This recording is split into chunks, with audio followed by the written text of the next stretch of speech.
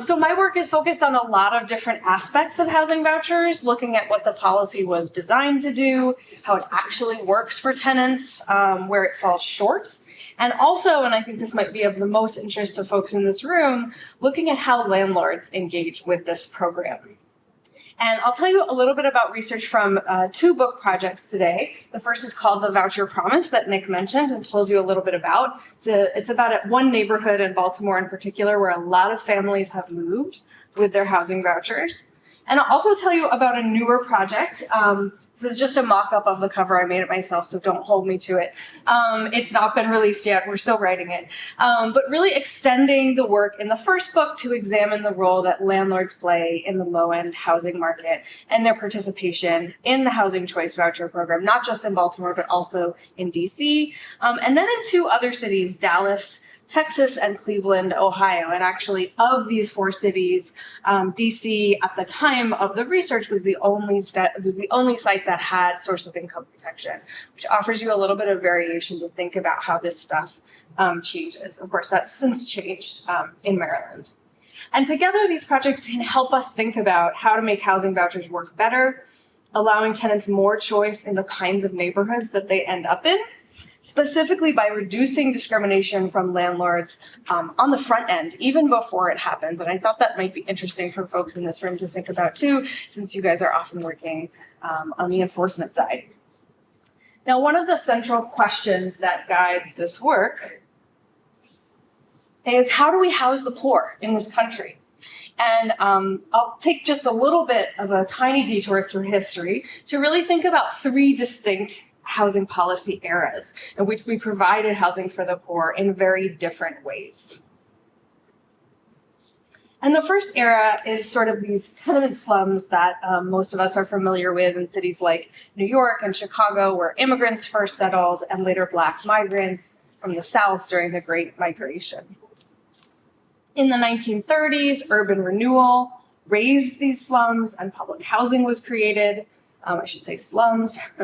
High-rises were built across the country intended to literally lift the poor out of poverty by providing safe, clean homes with modern amenities like running water and elevators. And this second era is what the historian Arnold Hirsch famously called, quote, the second ghetto. And he was really trying to implicate federal housing policy as complicit in the perpetuation of racial segregation and inequality. A little bit later, we had William Julius Wilson's seminal work called The Truly Disadvantaged, which documented a lot of macroeconomic changes that he said gave birth to a new urban underclass. And he said that as manufacturing left the inner city, so too did the jobs and the middle class, which created a new sort of geographic and social isolation that was more concentrated than ever before. And it had really profound effects on social networks, jobs, and educational attainment. And all of this was directly tied to these federal housing policies that created public housing. Discrimination in housing practices persisted throughout this era. Sorry for the font being a little funny there. It's translating oddly, but hopefully you can read it at least. And persisted throughout this era, even after some forms were outlawed in the Fair Housing Act and in the courts. So for example, most of you are probably familiar with practices such as redlining or the maintenance of separate public housing rosters by race. And this combination of formal and also informal practices played a really pivotal role in maintaining racial segregation through our housing policies. And furthermore, several prominent lawsuits found the location of public housing to actually contribute to racial segregation in violation of the Fair Housing Act. In the 90s, these lawsuits that were bolstered by the set of theories of concentrated poverty and social isolation that I mentioned really set the stage for a huge overhaul of federal housing policy.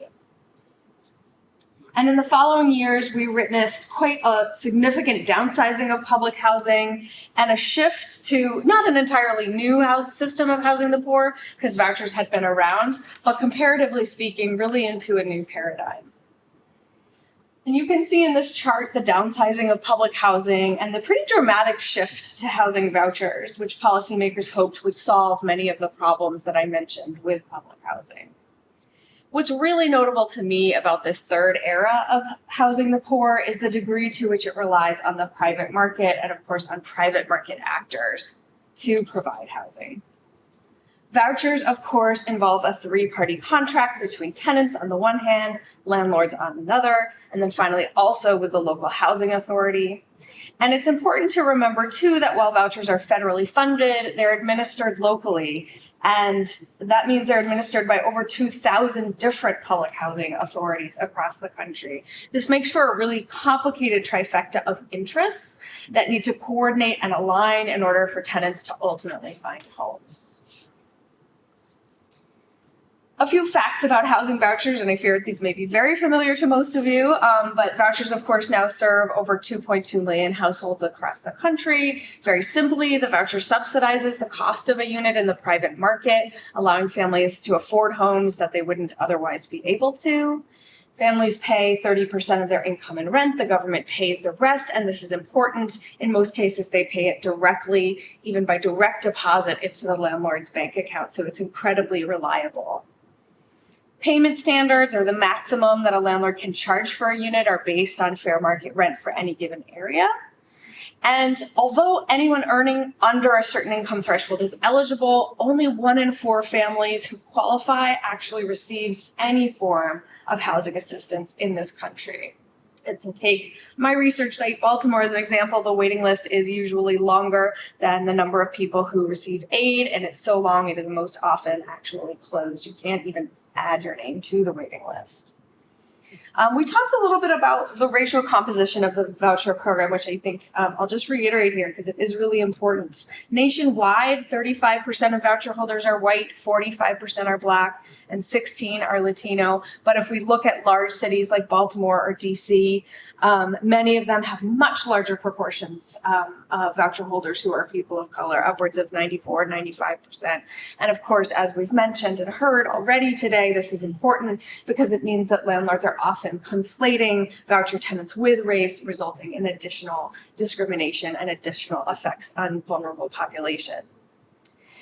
In 1998, the Section 8 program was renamed the Housing Choice Voucher Program as we now know it, I think really reflecting or trying to reflect the importance of promoting residential choice, in contrast, of course, to public housing, which offers tenants very little choice in where they end up.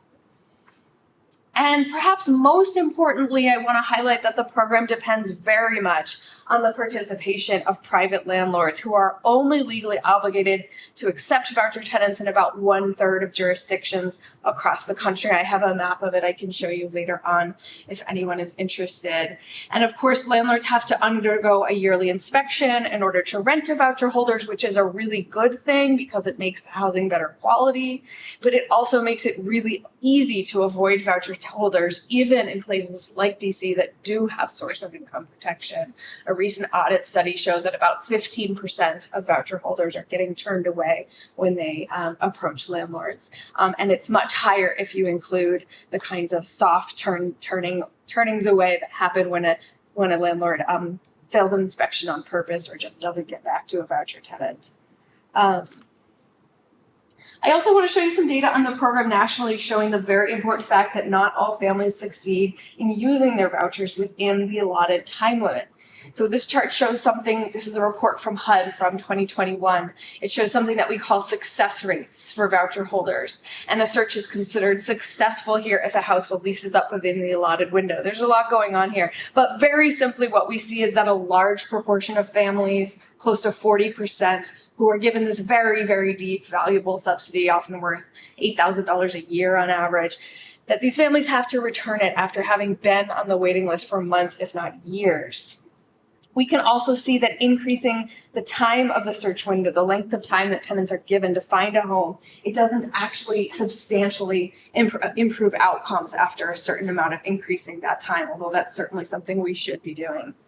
And this tells us that something else must be going on. And that's something, in my opinion, and I think in the opinion of a lot of folks, even at HUD, people are really starting to pay attention to this fact that the role of landlords is really underappreciated and misunderstood or underunderstood as we try to think about where tenants end up and what kinds of homes they're able to find.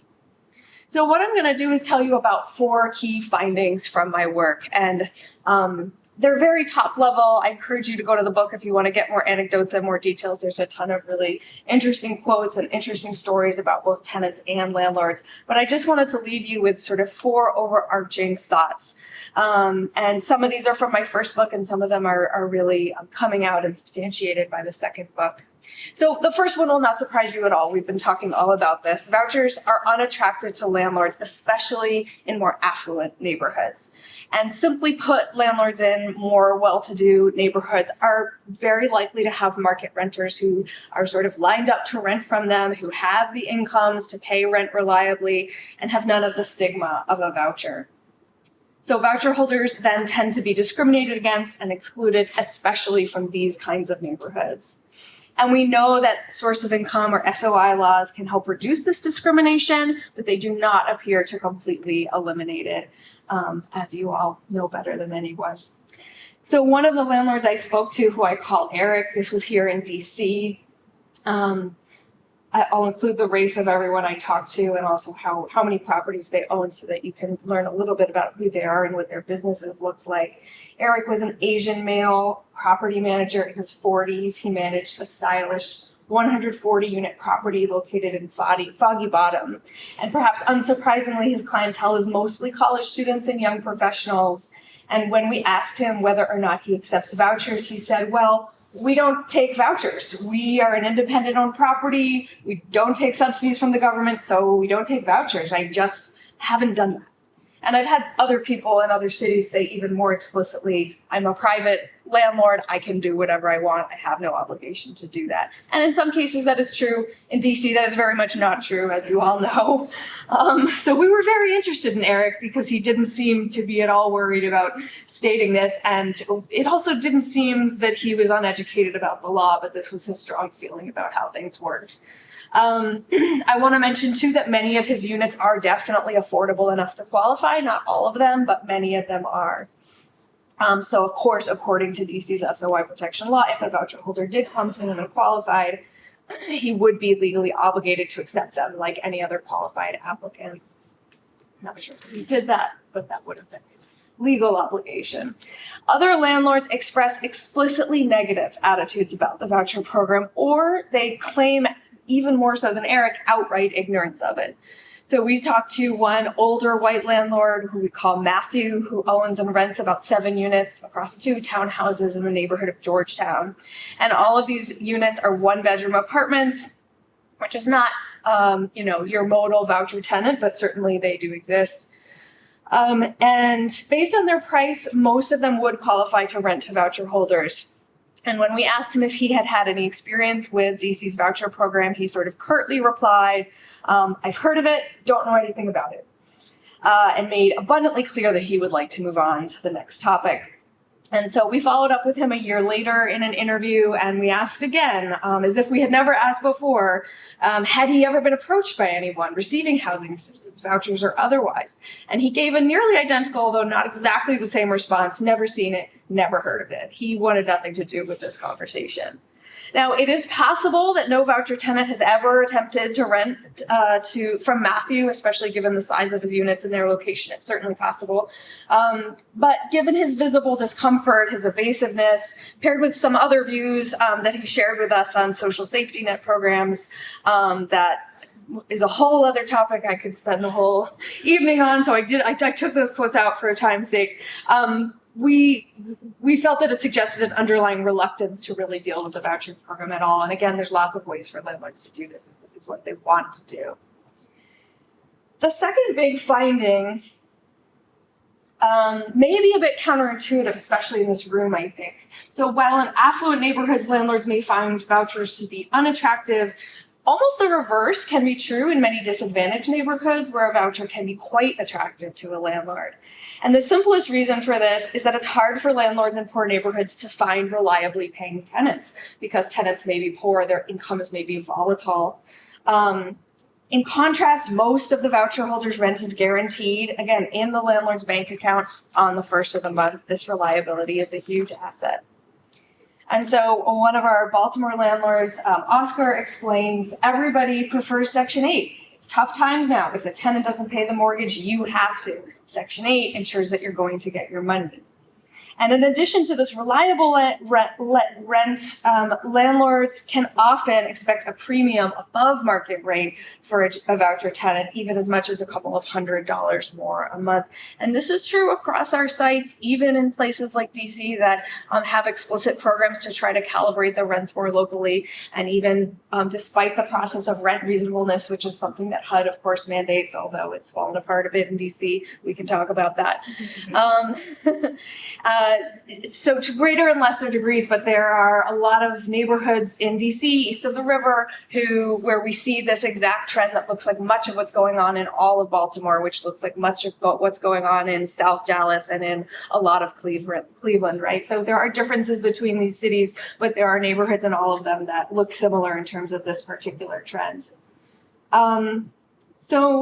Voucher tenants are so valuable in many poor neighborhoods that many landlords have oriented their entire businesses towards catering to this population.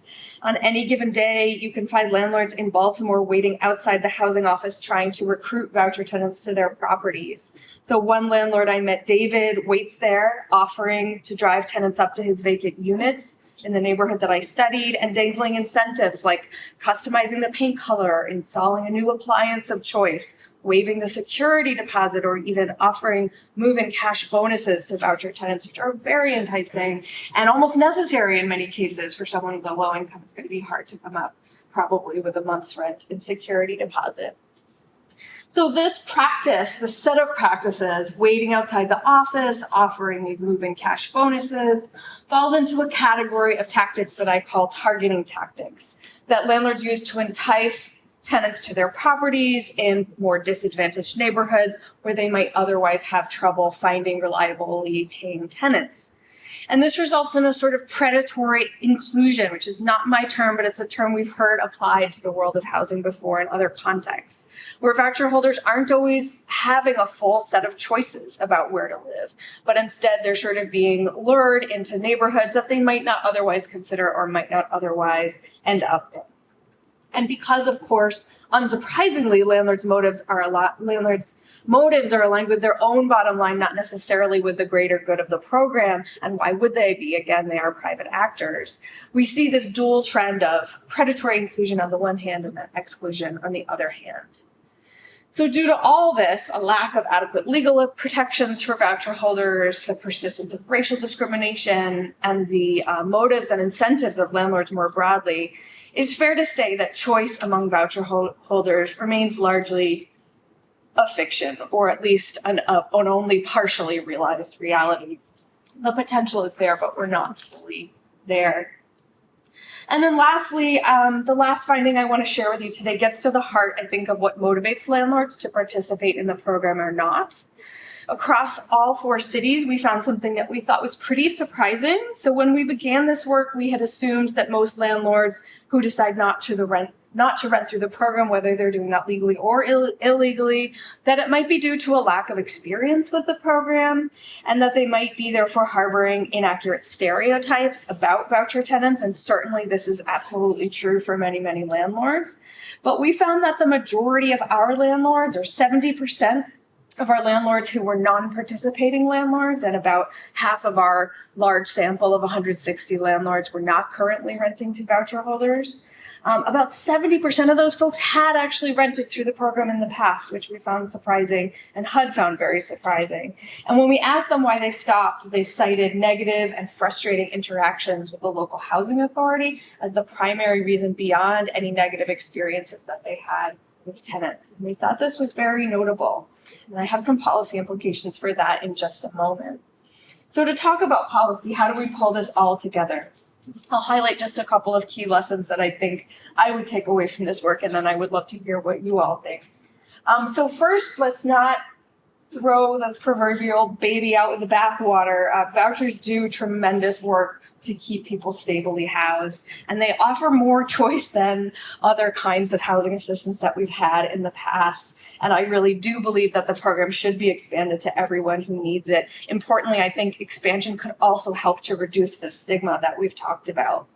But the work that I've done also points to a number of concerns about scaling up the program if we weren't to address some of these flaws first. So most importantly, we need to take some steps to mitigate landlord influence, which is not always in the tenant's best interest. First, we need to provide better information and counseling to families about where they can move and what rights and choices they have. Programs like security deposit assistance and transportation for housing searches would reduce the power of landlords to influence tenant decisions. We could expand SOI laws to more places to strengthen tenant protections and improve both landlord and tenant education around these laws. Second, I think we need to think about strengthening anti-discrimination laws, not just on the back end with enforcement, which is, of course, incredibly important, and I do think motivates the way that landlords behave, especially the larger actors, but also on the front end before the program happens. And what I mean by this is that I think we can think of SOI laws and enforcement as kind of the stick, right? And then there's also carrots that we can use too to encourage landlord participation before the law even has a chance to step in or has to step in. For example, by using a tool called small area FMRs, maybe you guys know about this or not, we have a version of this in DC, neighborhood-based FMRs. It sounds complicated, but it basically just means calibrating the rental payment to more locally so that we can eliminate this voucher premium that pulls voucher tenants into poorer neighborhoods and keeps them out of more affluent neighborhoods. So we might have a higher payment standard, and we do have a higher payment standard in a neighborhood like Georgetown than we might in some less affluent neighborhoods. I think the other really big implication coming out of finding number 4 is that we need to think about how to reduce the burdens that landlords face in interacting with local housing authorities to get tenants leased up, making the whole process more streamlined and more user-friendly. And that's the number one thing that landlords tell us about what keeps them out of the program. And that is something that HUD is luckily interested in doing and has a number of experiments to try to learn about what kinds of incentives and what kinds of burden reductions might get landlords into the program that don't come at the expense of tenants and of tenants' housing quality. And finally, I just want to highlight that there are, of course, limits to the housing voucher program. Vouchers don't work for everyone. Fundamentally, of course, as we've seen, they operate within a private market housing system that is the system that we have. And it brings with it all the flaws and biases and discrimination that we see more broadly. We need vouchers, but I think we also need other solutions to keep people stably housed as well. And I will stop there. Hopefully I haven't gone too far over my time. Not at all. Love to hear questions.